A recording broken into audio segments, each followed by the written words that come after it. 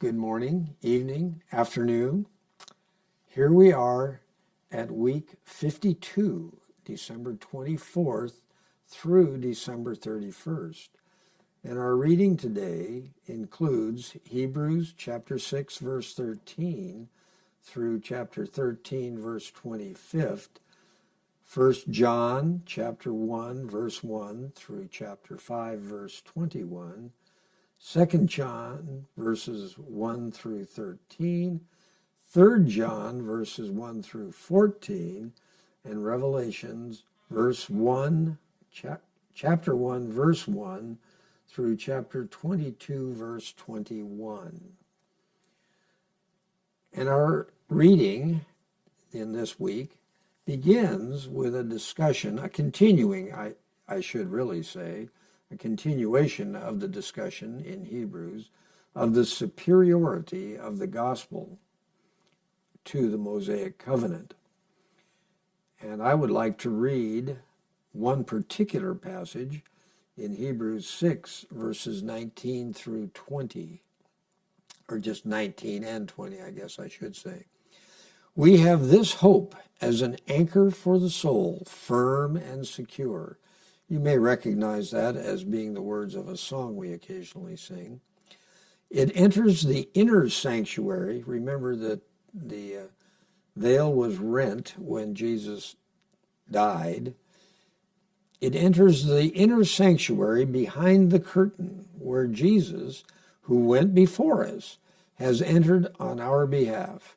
He has become a high priest forever in the order of Melchizedek. This is a fascinating statement. We were first introduced to Melchizedek, and this is the only place where it's described where he is mentioned in any detail. He's referenced a couple of other places. In Genesis chapter 14, verses 18 through 20. There he was said to be the king of Salem.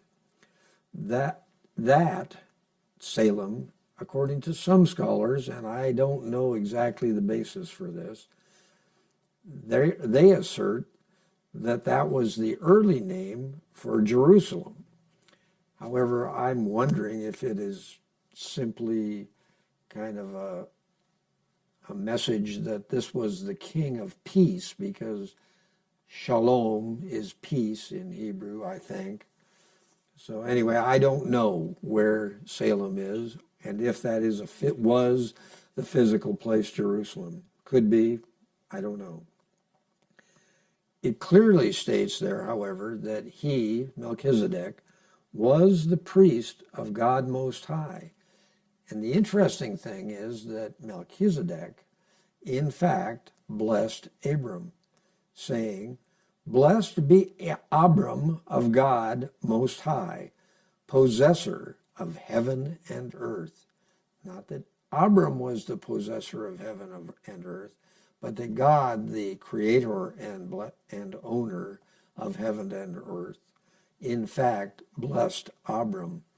And I think the point that's being made here is that Melchizedek is in some way superior to Abraham later, because he was able to bless Abram, and the fact is that Abraham gave a tithe, an offering, to Melchizedek. And so again, it's emphasizing the superiority of this priesthood of Melchizedek. And the author states that no chain of descendants leads to Melchizedek in the documentation, nor from Melchizedek to other descendants. And the Hebrew writer says, as a result of that, or noticing that, the Hebrew writer says, he is without beginning or end, and draws the parallel that indeed Jesus himself, obviously, is without beginning or end in time, since he was present for the creation of time. And Psalm 110, which is quoted in this passage, says Jesus is a priest forever according to the order of Melchizedek. And that's right here in this passage in Hebrews. So, again, the objective here in this telling was to emphasize to the target audience, which was clearly the Jewish people of the dispersion. At this point, we don't know exactly when it was written, but it appears to have been targeted to the peoples that were dispersed throughout Asia and perhaps up into Europe, who had been dispersed basically by the persecution that was going on. And note that the point being made here is that the priests of the Mosaic covenant had to offer their sacrifices continuously, day after day, repeatedly, but that Christ was offered once for all time, for all people. And the next thing the Hebrew writer does is he catalogs the great heroes of faith whom we are to try to emulate in our own lives. And I would just like to read one statement from Hebrews on these heroes of faith. We should try to remember all these various heroes at different points in our lives to try to strengthen us. But I would like to read one passage in Hebrews 11, verses 39, 40, and chapter 12, verse 3. These were all commended, the heroes of faith, for their faith, yet none of them received what had been promised. God had planned something better for us, that only together with us would they be made perfect. So in other words, it appears that they were not, upon death, brought to the throne until Jesus is going to bring us all to the throne. And then finally, in verse 3 of chapter 12, consider him who endured such opposition from sinful men, so that you will not grow weary and lose heart. So that's another song we sing, and that's the point of retelling the stories of the heroes of faith. So at that point, when we complete the book of Hebrews, the letter to the Hebrews, we arrive at, in our edition, our daily reading, we arrive at the 3 letters of John and the Revelation. Now, our editor, and certainly this is what I have been taught from years back, all of these writings appear to have been written by John the Apostle. It is, I will caution you though, that there are some who say that it's a different person who goes by the handle John the Evangelist. I don't have a way to unravel that, but it strikes me that they seem to have a similar message. And when I say that, I mean the letters of John and the messages to the 7 churches in Asia from Revelation seem to be of similar content to me, a non-expert. And the Revelation, of course, is bright, new, and shiny. Nobody had seen that before. Well, there have been hints of it through the earlier, some of the earlier prophets have hinted at some of the things that are portrayed in Revelation. I will say that the evidence seems to suggest that at this point, John, at the time of writing of the letters, he was apparently not imprisoned or exiled or anything, that he was apparently in the immediate vicinity of Ephesus, which is right next to modern-day Izmir in Turkey. And he's writing to people within the church in the Asian churches. in the letters, it seems to me that the biggest emphasis is the fact that love between the brothers and sisters is to be the hallmark of Christian faith. And that is not a new concept in these letters, but that seems to be the emphasis to me. And it's been brought up in previous letters from Paul that love is the mark of the Christian. When we get to Revelation, John clearly states that he was on the island of Patmos when he received the message. Now, I can tell you that on the island of Patmos, if you are a tourist, there are plenty of taxi drivers, bus drivers, etc., who will be happy to take you to the exact cave, purportedly, where John received this revelation. It is a highly venerated location. And it is interesting. I tend to believe it, but I don't know. And it does appear that John was exiled there as part of the persecutions that were going on. And it appears, just so that you understand, now remember, he was with Jesus in 30 AD, 32 AD. He is probably now in his 90s. So indeed, just like some of us, myself included, he was on borrowed time anyway. 70 is 70. That's all we're allotted.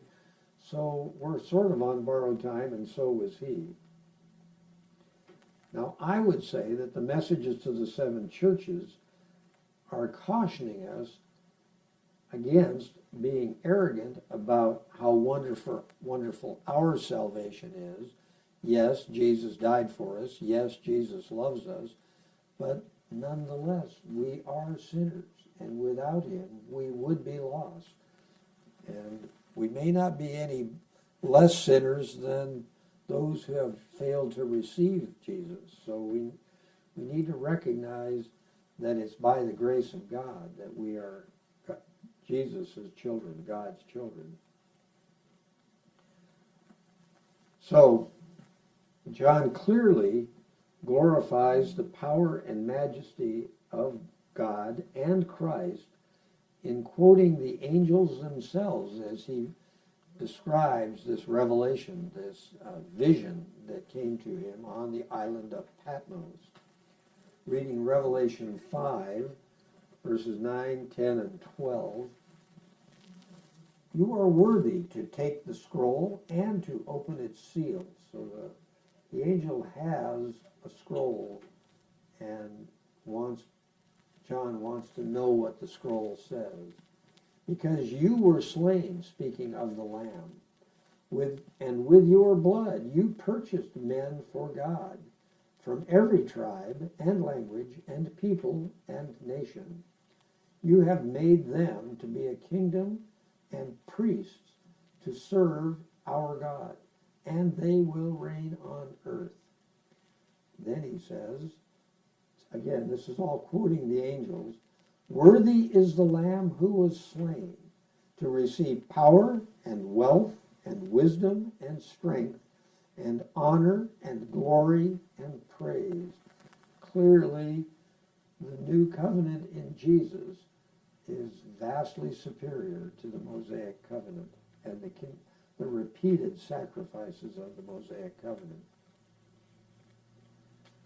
So then, as he goes through this revelation, as the revelation is unfolded, it seems very clear, number one, he does emphasize that we want Jesus to come quickly, but I would note that he has not come in the ensuing 1900 years.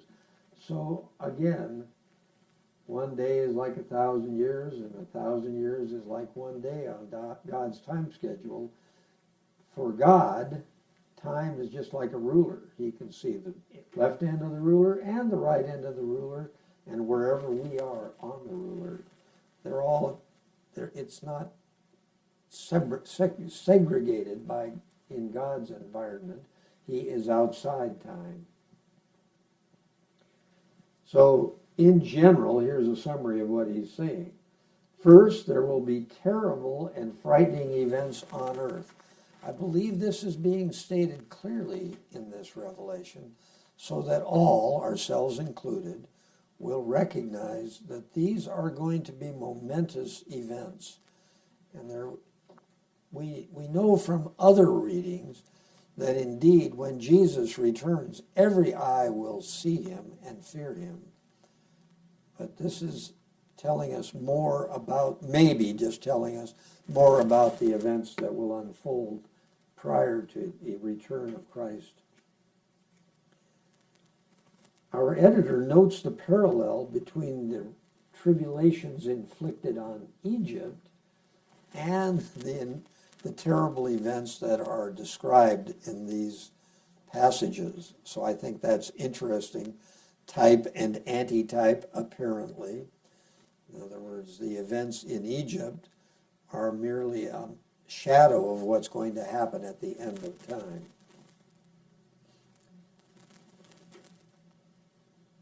So interestingly, unlike the epistles that emphasize patience in waiting, the Revelation seems to emphasize that Jesus is coming soon. And as I said, given that John is approaching 90 years of age, the end is certainly coming soon for him and for most of us as well. And as we know, it did not come during the ensuing 1900 years. So when is soon? I do not know. And I think it's very clear that it is not for man to know. So to end our reading, I would like to read part of the epilogue to the Revelation, starting at Revelation chapter 22, verse 6. The angel said to me, "These words are trustworthy and true. The Lord, the God of the spirits of the prophets, sent his angel to show his servants the things that must soon take place. Behold, I am coming soon. Blessed is he who keeps the words of the prophecy in this book. I, John, am the one who heard and saw these things. And when I heard them and had seen them, I fell down to worship at the feet of the angel who had been showing them to me. But he said to me, 'Do not do it. I am a fellow servant with you and with your brothers, the prophets, and of all who keep the words of this book. Worship God.' Then he told me, 'Do not seal up the words of the prophecy of this book, because the time is near. Let him who does wrong continue to do wrong. Let him who is vile continue to be vile. Let him who does right continue to do right, and let him who is holy continue to be holy.'" I don't think this is condoning evil. It's just saying some people are not going to accept the word. "Behold, I am coming soon. My reward is with me. I will give to everyone according to what he has done. I am the Alpha and the Omega, the first and the last, the beginning and the end." And that's the first and last letters of the Greek alphabet, if we were supposed to know that. "Blessed are those who wash their robes, that they may have the right to the tree of life and may go through the gates into the city. Outside are the dogs, those who practice magic arts, the sexually immoral, the murderers, the idolaters, and everyone who loves and practices falsehood. I, Jesus, have sent my angel to give you this testimony for the churches. I am the root and the offspring of David and the bright morning star." So we end glorifying Jesus, and we are thankful indeed to have had the joy of reading the entire Bible in 2021. I wish you all a wonderful new year, and I hope that we will all be strengthened and encouraged by the lessons we've shared together. Thank you for joining us for this journey.